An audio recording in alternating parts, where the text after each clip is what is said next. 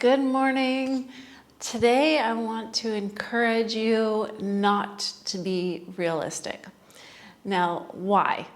If we think about it, reality as it is already exists in a certain way.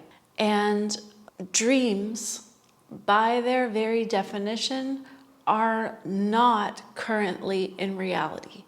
They're not the way that it currently is. They are a possibility that is yet uncreated, that is invisible, that is not in reality.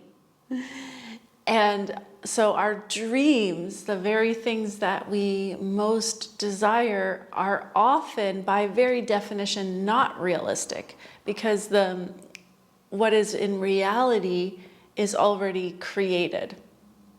So this is a very simple concept, but I just kind of had this light bulb moment around it, and it ignited my dreamer and the part of me that has always known and really believed in possibility.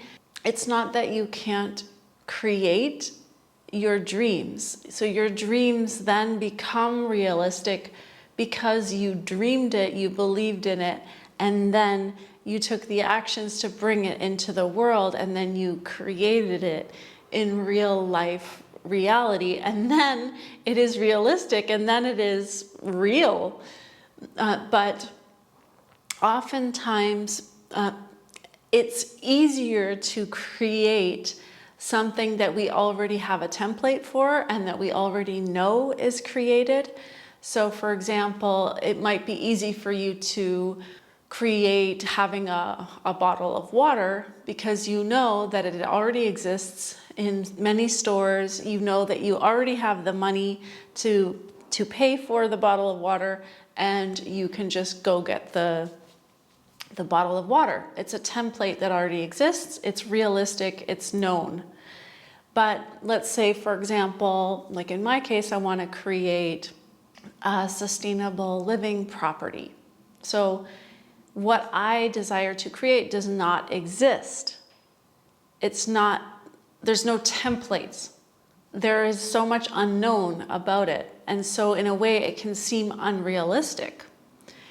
And yet creating in the unknown, creating in the realm of possibility is what geniuses do, is what people who innovate do, because they bring something new into existence that was not there before. And that's exciting. But what it takes holding a vision in your imagination before it is in reality.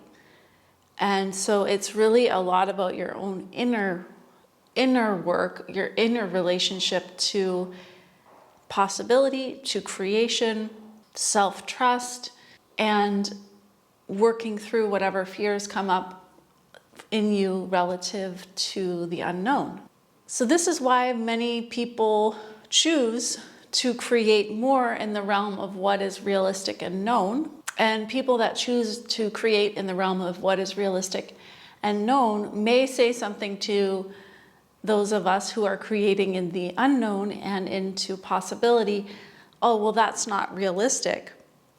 And it may not be realistic for them, but it could be realistic for you in your relation to creation. And it's all kind of funny and coming back to me now, because many years ago, I had a dream of creating a livelihood as a coach. Oh, it's just making me kind of emotional. I was 27 at the time, and I had done my coaching training at like 24, 25 years old, and I was living in Vancouver, which is a very expensive city, and I was kind of like trying to make it as a coach. And I had no idea about marketing, sales. I had not learned anything about business. I didn't even know I needed to learn about business. I was just sort of expecting that I would find clients, and I wasn't finding clients. And I remember my dad said to me, "Karen, you need to get realistic."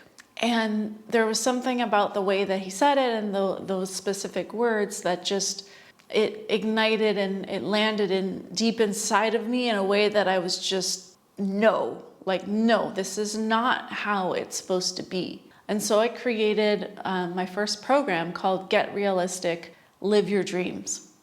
And that program evolved and eventually became the Discover Your Genius process that I've been leading basically since then. So that was 13 years ago, I think now.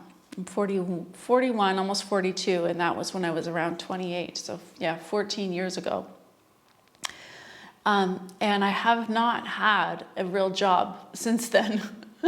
Like a real job, like what a job that most realistic people would consider a real job. I've never had one since then. So I have been consistently unrealistic and consistently creating in the realm of possibility, living in a space of trust.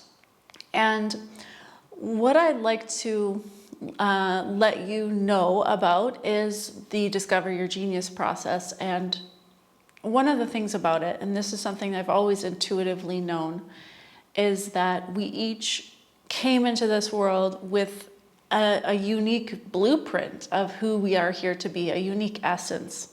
And I always felt that there was a way to live according to that, a way to live in honor of that would be unique to you, like a lifestyle, a certain environment, a way to curate your life that would go along with who you naturally are, and that would allow your gifts and your abilities to flourish.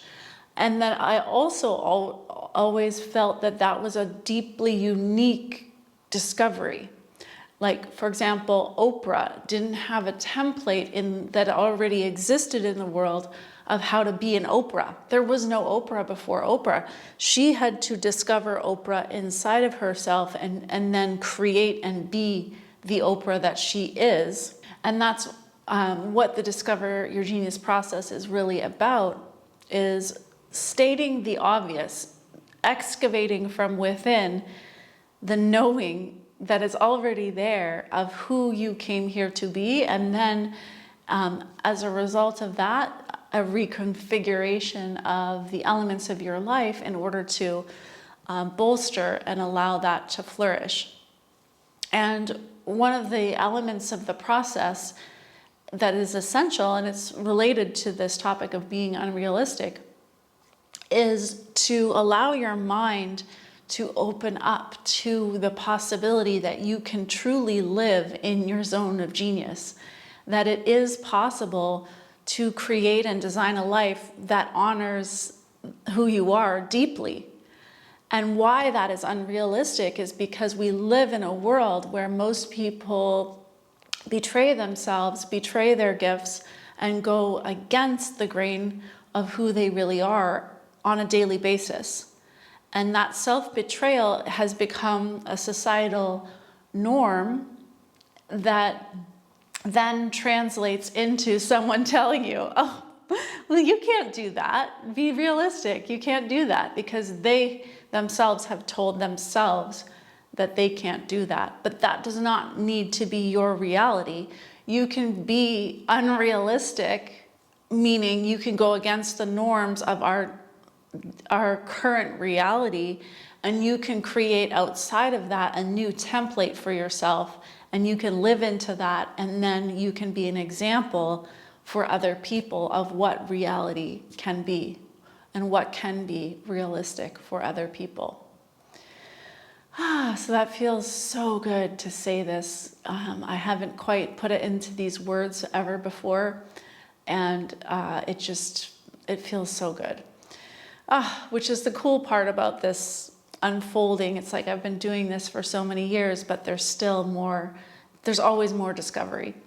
So if you would like to know more about the details of the Discover Your Genius process, I deliver it twice a year.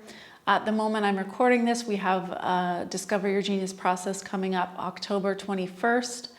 And it is a facilitated process that I guide you through in a very beautiful, effortless way, very impactful. And if you aren't absolutely clear about your genius, I encourage you to come. And even if you already are clear, if you're a leader, I feel like it's just such an incredible way to liberate yourself even more fully, to be you and to feel the moreness of who you are. So I will put the link to the Discover Your Genius process below, and I hope to see you there if it calls to you. And until next time, be unrealistic, por favor, for the love of all things sacred. Be unrealistic and bring something new and awesome into this reality.